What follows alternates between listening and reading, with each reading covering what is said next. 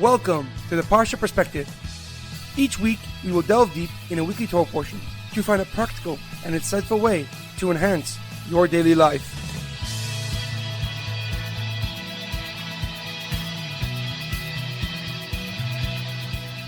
Thank you for tuning in. My name is Shalom Yemini. Each week, we will look into the weekly Torah portion to find inspiration that will complement your daily life and intensify your connection to God. This week's Parsha Perspective is in honor of the Yahrzeit of Edward ben Efraim. May his soul be uplifted and his memory a blessing. This week's Parsha Perspective is dedicated in memory of Shlomo Ben Edward. May his soul be uplifted and his memory a blessing. This week's Torah portion is Parshas Devarim. Our Parsha begins the last book of the entire Torah, Sefer Devarim. With just 37 days left to live, Moshe gathers the nation for his final address. He rebukes them for their many past misdeeds and their lack of trust and faith in God. He expressed to them the burden of leadership and how he mitigated it by appointing leaders over each individual tribe. He recounts the spies' frightening reports about Israel and the drastic consequences that stemmed from it. He described in detail their journey throughout the desert and the wars with the nations of Sichon, Bashan, and Amor. However, a question comes to mind. The Parsha ends off with Moshe Rabbeinu repeating his instructions to the tribes of Reuvain and Gad and half of Menasha. They were not to live on the other side of the Yahrzeit until all the other tribes conquered and settled in the land of Israel. As the pasuk says, Ad asher yaniach Hashem la'achechem kachem, ve'yirushu gam heim es ha'aretz asher Hashem elekechem noisem lahem be'evar Yarden, ve'shaftem ish li'yirushasai asher nasati lachem. Until God has given rest to your brothers as he did for you, until they possess the land which God has given them on the other side of the Yahrzeit. It is only then you can return to your land which I have given you. But what prompted Moshe Rabbeinu to repeat these specific instructions before the entire Jewish nation? The Al-Shech HaKadosh gives a powerful explanation. He explains that Moshe repeated these specific instructions before the entire Jewish people to teach them how to be a nation. The Jewish people are a community of individuals who are inherently connected. And therefore, if even one Jewish person is not stable and established, the rest of the nation may not settle in the promised land.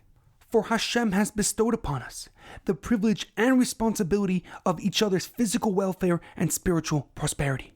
As the Gemara in Shabbos relates, that the great Hillel HaZaken told a potential convert, that which is hateful to you, do not do to others. That is the entire Torah, and the rest is just explanations. Moshe's message to the Jewish nation is ever more prevalent as we enter the 9 days. A countdown to the saddest day of the Jewish calendar, Tisha B Av. A day that will live in infamy and sorrow until the ultimate redemption will take place. For many painful stories in our history took place during this short period. Moshe sending the spies to scout out the land and the destruction of both Beis HaMikdash. The crushing of the rebellion of Bar Kokhba and the slaughter of 500,000 Jews in the city of Beitar. And more recently, the approval of the final solution in Germany and the mass deportation of the Warsaw Ghetto to Treblinka extermination camps. The Gemara in Yuma writes that the first Beis HaMikdash was destroyed because of the violation of the 3 cardinal sins: idolatry, murder, and illicit relationships. However, the second Beis HaMikdash was destroyed because of unfounded hatred that prevailed amongst the Jewish people. The Gemara explains that this teaches us that baseless hatred is as severe and equal to the 3 cardinal sins that shall never be committed. The Medrash Rabbah on Eicha writes that during the second Beis HaMikdash, people rejoiced over the downfall of others, and this led to their downfall and ruin. It is now clear why Moshe Rabbeinu repeated these specific directives before the entire Jewish people, because he wanted to teach us that we are one. That we will fail if we act separately from our people. However, if we are joined together as a nation, we will be blessed with unimaginable success. As the Parsha ends off, V'es Yeshua tzivesi ba'es ahi lemar. And I, Moshe, have told Yeshua at that time, Einecha ra'os eis kol asher asa Hashem elekechem l'shnei malachim ha'eleh. Your eyes have seen all that God has done to those 2 kings. Ken yasa Hashem lekol hamalachis asher ata oiver shama. And so he will do to all the kings that you will pass. V'lo teira'um ki Hashem elekechem hu hanilcham lachem. Don't fear them, for it is the Lord your God who will fight for you. In our daily life, it is imperative that we stay together and be united despite all differences. For we need to appreciate and value the characteristic differences that make us an individual. For the Jewish nation is inherently connected, and therefore the Jewish people's physical and spiritual future lies in every person's hand. There is an amazing quote by Rabbi Lord Jonathan Sacks.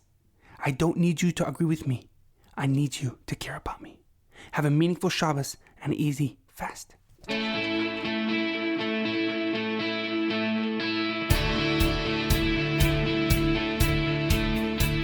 Thank you for tuning in to the Parsha Perspective. Check out our website, theparshaperspective.com. Send thoughts and comments to theparshaperspective@gmail.com. Till next time, thanks for listening.